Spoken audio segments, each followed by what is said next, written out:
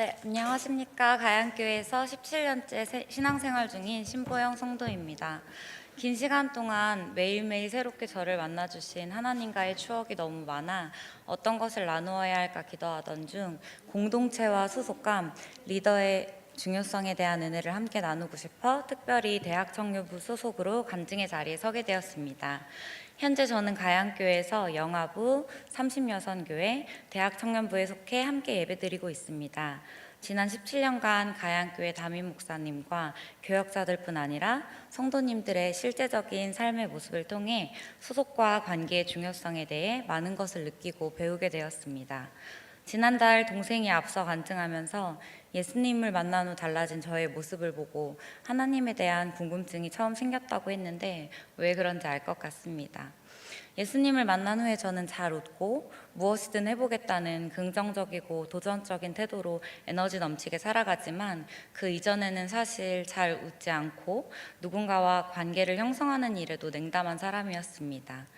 5살 무렵 자다가 갑자기 일어나서 사람은 죽으면 어떻게 되는 거냐, 엄마를 이렇게 사랑했던 기억이나 마음도 다 없었던 일인 것처럼 사라지는 거냐라고 울며 질문할 만큼 영적인 호기심도 많았고, 위인전을 읽고 알게 된 예수님이 좋아서 교회 다니던 친구들에게 나 좀 전도해 라며 하나님을 사랑하던 어린 마음은 청소년기로 접어들며 예수님을 잊은 채 교회를 향해서도 세상을 향해서도 꽉 닫혀 있었습니다. 17살이 되어 부모님이 교회에 다니자며 저를 데리고 가양교회에 왔을 때 이미 어린 시절의 순수하고 밝은 모습은 사라진 채 차가움과 부정적인 시각만 가득 남은 모습이었습니다. 그런데 하나님께선 작정하고 부르신 그 시기부터 시작하여 오늘날까지 저를 창조하셨던 본래 모습으로 회복시키기 시작하셨습니다. 저에게 허락하신 그 어떤 것보다 하나님을 가장 중요하고 귀하게 여기도록 마음의 우선순위를 정리하게 해주셨고, 실제로 그렇게 살 수 있는 용기 또한 허락해 주셨습니다. 오늘의 제가 있기까지 하나님을 향하여서, 교회를 향하여서, 세상을 향하여서 다시금 마음을 열도록 도운 많은 리더가 있었습니다. 대학 청년부가 되어 처음 만난 리더는 예배에도 참석하지 않는 저를 위하여 30통이 넘는 전화와 문자, 끊임없는 권유로 저를 귀찮게 해서 결국은 신입생 MT에 참여하도록 했고, 함께 신앙생활했던 한 간사님은 저의 동의도 없이 무작정 당시 유치부 전도사님께 저를 데리고 가 교사로 봉사할 거라며 소개하기도 했습니다. 그 당시에는 다들 진짜 귀찮게 나한테 왜 이럴까라고 생각했지만 그것은 그들이 한 일이 아니라 그들을 통하여 하나님이 저에게 하신 일임을 지금은 확신합니다. 어린 시절부터 내재되어 있던 하나님을 향한 사랑과 호기심은 기회가 생기자 제 안에서 폭발적으로 반응했고, 당연한 일인 듯 저를 끌어당겨 하나님을 떠날 수 없도록 했습니다. 하나님을 사랑하는 마음이 생기자 나도 하나님을 위하여 그 무엇이든 해야 한다는 생각이 들었습니다. 하지만 어리고 지식이 없던 저는 어떤 방식으로 그 사랑을 표현해야 할지 몰랐습니다. 그 부족함을 먼저 신앙생활을 시작한 공동체의 교역자들과 성도들을 통해 배우게 하셨습니다. 칭찬과 대가를 바라지 않는 사랑과 헌신, 이유를 알지 못할 때도 서 있으라고 하신 자리에 서 있을 수 있는 무조건적인 순종, 받은 은혜에 감사할 줄 아는 마음, 먼저 사랑받은 자로서 다른 이를 섬기고 사랑할 수 있는 마음, 그리스도인으로서 본이 되고자 끊임없이 노력하는 태도.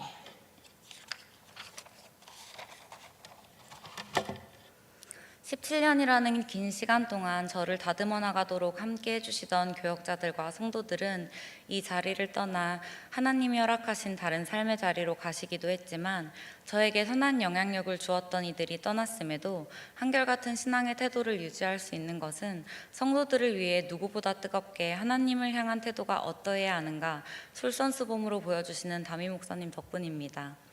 웃는 얼굴로 좋은 말을 하는 것은 사랑이 없어도 할 수 있는 일이지만, 서로가 불편할 수도 있는 훈계는 사랑이 없다면 절대 할 수 없는 일임을 교사 생활을 통해 절실히 깨달을 수 있었습니다. 담임 목사님께서는 평소에도 사용하지 않는 공간에 전등이 켜져 있으면 직접 교회를 돌아보며 끄시고, 실내 적정 온도보다 냉난방이 과하게 사용될 때는 온도를 조절하시기도 합니다. 저는 목사님의 그런 모습을 뵐 때마다 와, 정말 아직 멀었구나, 여전히 배워야 할 것이 많다 라고 생각합니다. 성도로서 주인의식을 가지고 누구보다 교회를 아끼고 사랑해야 함에도 그러지 못했던 저의 모습이 반성됩니다.